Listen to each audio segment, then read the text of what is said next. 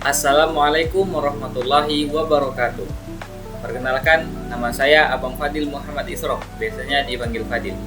Saya mahasiswa IAIN Pontianak, Prodi Komunikasi Penyiaran Islam dengan NIM 124050025. Baik, pada video kali ini saya akan menjelaskan tentang lembaga pers. Kita masuk pada pengertian dari lembaga pers. Lembaga pers adalah suatu organisasi atau institusi yang bergerak di bidang jurnalistik dan komunikasi massa, yang bertujuan untuk mengumpulkan, mengelola, dan menyebarkan informasi kepada masyarakat melalui media cetak. Lembaga ini berfungsi sebagai pilar penting dalam menjaga kebebasan pers, menyediakan informasi yang akurat, dan mendukung transparansi serta demokrasi. Lembaga pers mencakup berbagai bentuk media seperti surat kabar, majalah, televisi, radio, dan platform digital lainnya. Selain berperan dalam media menyediakan berita dan informasi, lembaga pers juga memiliki tanggung jawab untuk menjaga etika jurnalistik, menjunjung objektivitas, dan menghindari penyebaran informasi yang tidak benar atau hoaks. Dalam sistem demokrasi, lembaga pers dianggap sebagai kekuatan keempat setelah eksekutif, legislatif, dan yudikatif, karena peran vitalnya dalam mengawal pemerintah, menyuarakan kepentingan publik, dan berkontribusi terhadap proses pengambilan keputusan yang lebih transparansi dan akuntabel. Kemudian, masuk kepada fungsi dari lembaga pers.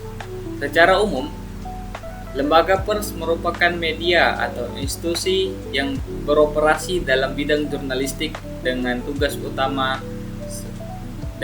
memiliki beberapa tugas utama. Yang pertama, pengumpulan informasi.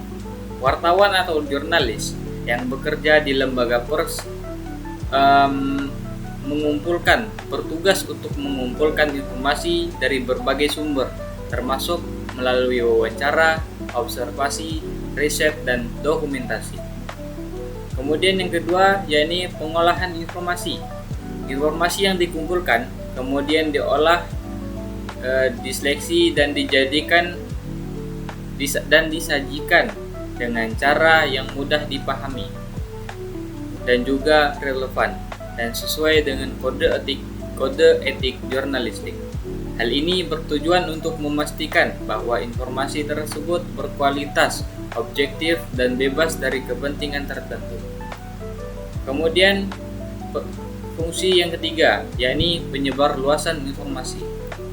Setelah diolah, informasi atau berita disebarluaskan kepada publik melalui berbagai platform media seperti koran, majalah, radio, televisi, serta media daring atau yang dimaksud dengan internet.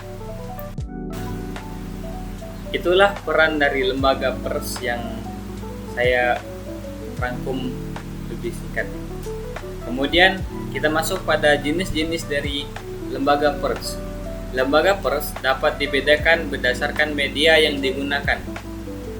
Yang pertama, dari media cetak. Media cetak meliputi dari surat kabar, majalah, dan tabloid.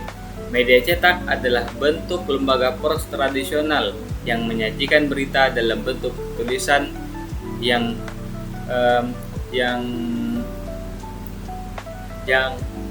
tercetak pada kertas. Kemudian media elektronik. Media elektronik meliputi televisi dan radio. Media elektronik mengandalkan siaran audio dan visual untuk menyampaikan informasi dan berita secara cepat dan real time.